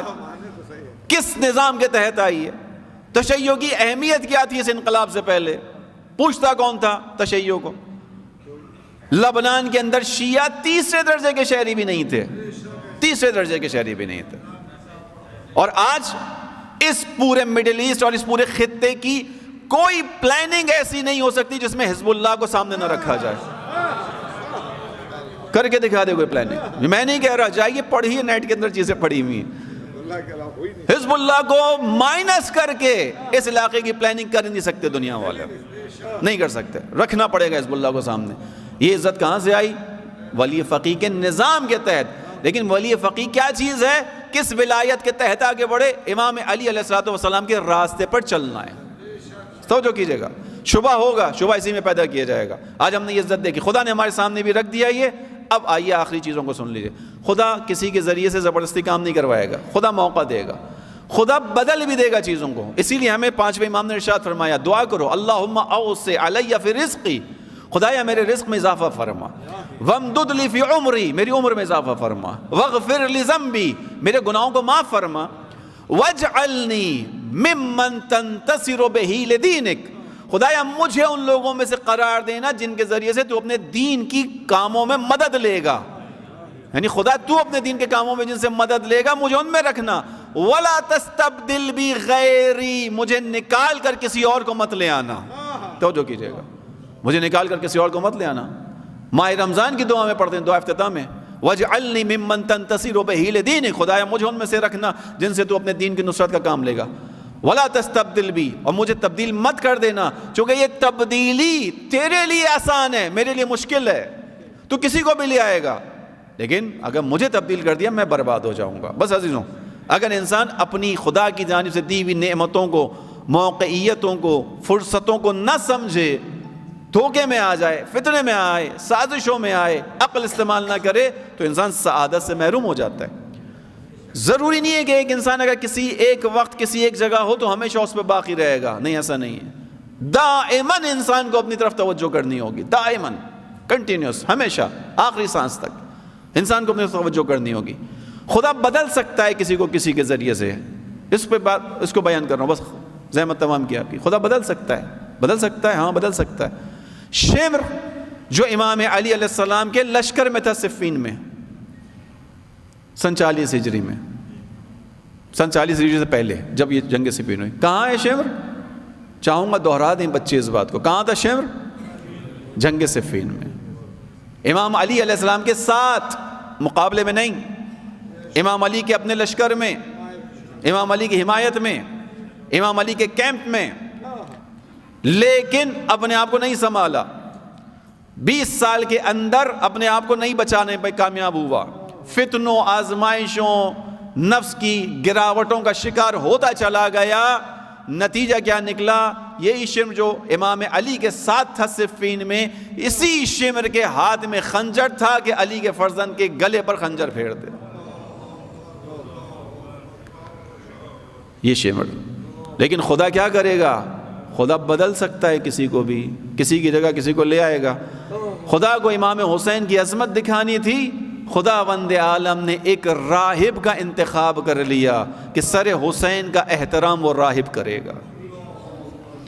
رسول کے کلمہ گو اس رسول کے بیٹے کے سر پر پتھر ماریں گے، ایک راہب اس سر کو اپنے پاس رکھ کر اس کا احترام کرے گا۔ خدا بدل دے گا۔ عزیزوں بس توجہ کیجئے گا، دوران غیبت کبریٰ انشاءاللہ وقت نزدیک ہے، خدا نے چاہا ہمت، حوصلے اور ہوشیاری کے ساتھ آگے بڑھنا ہے۔ بس وہ ایام جناب سیدہ کی مصیبت کا وقت، عزیزوں، کل میں نے شہادت آپ کے سامنے تفصیلی پڑھ دی، میں نے کہا تھا آج تھوڑا سا مصائب کے حوالے سے بیان کر دوں آپ کے سامنے، جناب سیدہ امام علی کے تدفین کے حوالے سے۔ علی علیہ السلام کے درد کو بھی تو سمجھیں، کتنا درد ہے علی کے سینے میں۔ عزیزوں تصور کریں، چشم تصور سے آگے بڑھیں، اس وقت تصور کریں جناب سیدہ کے گھر کی کیفیت کیا ہوگی اگر آج کی تاریخ جناب سیدہ کی شہادت کی تاریخ ہے تو۔ امام علی علیہ السلام کے گھر کی کیا کیفیت ہے؟ عزیزوں، استاد فرحزاد بیان کرتے ہیں کہ ایک مرتبہ حج پر جب جانا ہوا تو وہاں حج کے اوپر دوران عرفات ایک خاتون کا انتقال ہوا، اس کا شوہر ساتھ تھا۔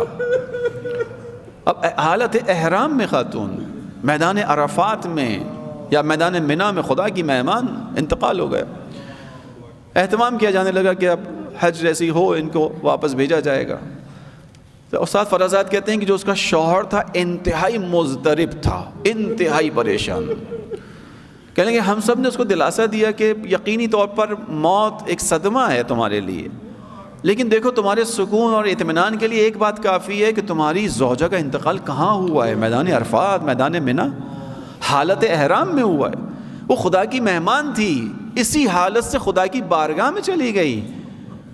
اس شخص نے پلٹ کر کہا بات صحیح ہے، میں جانتا ہوں اس بات کو، میری پریشانی اس کی موت نہیں ہے۔ کہا پھر کیوں مضطرب ہو؟ کہا میں یہ سوچ رہا ہوں جب میں جنازہ لے کر پہنچوں گا تو ایئرپورٹ پہ 3 چھوٹے چھوٹے بچے کھڑے ہوئے ہوں گے، میں تو یہ سوچ رہا ہوں میں ان بچوں کو کیا جواب دوں گا جو اپنی ماں کا استقبال کرنے آئے ہوں گے اور ان کی ماں گہوارے میں ہوگی۔ عزیزوں علی کے گھر کی کیا کیفیت ہے آج؟ ماں کا جنازہ، بچے ماں کے جنازے سے لپٹے ہوئے ہیں۔ میرا مولا کیسے تسلی دے، میرا مولا کیسے بتائے زینب کو، کیسے تسلی دے حسن و حسین کو۔ اجرکم اللہ۔ بس عزیزوں وہ مرحلہ بھی ہے، جناب سیدہ کا جنازہ اٹھنا ہے، آئیے میرے مولا کے ساتھ اس جنازے میں چلیں، تشییع جنازہ کریں جناب فاطمہ زہرا کی چشم تصور کے ساتھ۔ عزیزوں وہ مرحلہ ہے، امام علی علیہ السلام گھر سے جنازہ لے کر نکلے، تاریخ نے بیان کیا جنازہ انتہائی مختصر افراد کے ساتھ ہے، حالانکہ آپ کے دل کی بھی کیفیت تو یہی ہے کہ یہ جنازہ تو بڑی شان سے اٹھنا چاہیے تھا، اور یہ مدینہ و مکہ میں اعلان ہونا چاہیے تھا، رسول اللہ کی اکلوتی بیٹی کا جنازہ اٹھایا جا رہا ہے۔ اے اللہ کے رسول کا کلمہ پڑھنے والوں آؤ، اللہ کے رسول کی بیٹی کو دفناؤ، مگر اللہ نے غربت زہرا، رات کی تاریکی میں جنازہ اٹھایا گیا، بس میرا مولا جنازہ لے کر چلا۔ عزیزوں قبر تک میرا مولا پہنچا ہے، قبر میں جناب سیدہ کو اتارا، اب میرے مولا نے قبر کا لحد کا پتھر رکھا، مٹی کو قبر پر ڈال دیا۔ اب میرے مولا کے چند جملے امام علی کی زبانی عزیزوں، اسی میں مسائب و درد علی کو سمجھیے گا۔ میرا مولا کہتا ہے السلام علیکہ یا رسول اللہ، عنی وعن ابنتک النازلہ فی جوارک والسریۃ اللحاق بک۔ اے رسول اللہ میری اور اپنی بیٹی کی جانب سے سلام قبول کیجئے، ارے اس بیٹی کی جانب سے جو آپ کی طرف آ گئی ہے۔ اگلا جملہ مولا کا، مگر اس بیٹی کو آپ سے ملنے کا کتنا شوق تھا، ارے کتنی جلدی تھی، ارے یہی بیٹی اپنی دعاؤں میں کہتی تھی خدایا میں زندگی سے تھک گئی ہوں، ارے میں مزید زندہ نہیں رہنا چاہتی، اس بے وفا مدینے میں نہیں رہنا چاہتی، پروردگار سے اپنی موت کی تمنا کرتی تھی۔ اس بیٹی کو آپ سے ملنے کا بڑا اشتیاق تھا۔ عزیزو سنیے گا، جو کوہ صبر ہے اس کے الفاظ، قَلَّ یا رسول اللہ عن صفیتک صبری ورق عنہ تجلدی۔ اے رسول اللہ آپ کی بیٹی کے جانے سے علی کا صبر ختم ہو گیا ہے، ارے علی برداشت نہیں کر پا رہے، علی کا صبر ختم ہو گیا۔ فَلَقَدْ اسْتَرْجَعَتُ الْوَدِيعَ، اے اللہ کے رسول امانت کو پلٹایا جا رہا ہے۔ علی کے درد کو سمجھیے، آئیے علی کے ساتھ کھڑے ہو جائیے قبر زہرا پر۔ فَلَقَدْ اسْتَرْجَعَتُ الْوَدِيعَ، اللہ کے رسول امانت کو واپس پلٹا رہا ہوں۔ اپنے الفاظ میں کہوں شاید علی کے دل کے کسی گوشے میں ہو، اللہ کے رسول امانت جب لی تھی، ارے جسم سالم تھا، علی مجبور ہے، ایسے پلٹا رہا ہے، پسلیاں ٹوٹی ہوئی ہے، ہاتھ میں تیل کا نشان، بس آپ کی امانت کو آپ کو پلٹا رہا ہوں۔ اے اللہ کے رسول میری کیفیت یہ ہے، اما حزنی فسرمد، اب میرا حزن و اندو ہمیشہ کے لیے ہے، ولیالی فمصاحد، اب علی کو راتوں میں چین نہ آئے گا، یہاں تک کہ خدا علی کو بھی وہی بلا لے جہاں آپ ہیں۔ بس اس کے بعد میرا مولا کہتا ہے وَسَتُنَبِّعُكَ ابْنَتُكَ بِتَظَافُرِ أُمَّتِكَ عَلَى حَزْمِهَا، اللہ کے رسول آپ کی بیٹی آپ کو بتائے گی امت نے کیسا اجر رسالت ادا کیا۔ فَحَفِحَ السُّعَال وَاسْتَخْبِرْهَا الْحَال، اے اللہ کے رسول اپنی بیٹی کی احوال پرسی کیجئے گا، ارے ذرا اس سے پوچھئے گا۔ میں کہوں گا میرے مولا کیوں کہہ رہے پوچھئے گا؟ شاید اس لیے کہ زہرا مصیبتوں کو چھپانے والی ہے، ارے زہرا نے اپنا پہلو مجھ سے پوشیدہ رکھا۔ اللہ کے رسول پوچھئے گا اس امت نے کیا اجر رسالت ادا کیا؟ بس عزیزوں وہ وقت آ گیا، میرا مولا قبر زہرا سے پلٹنے لگا۔ اب جب گھر میں آئے دامن سے بچیاں لپٹ گئی، بابا ہماری ماں فاطمہ، بابا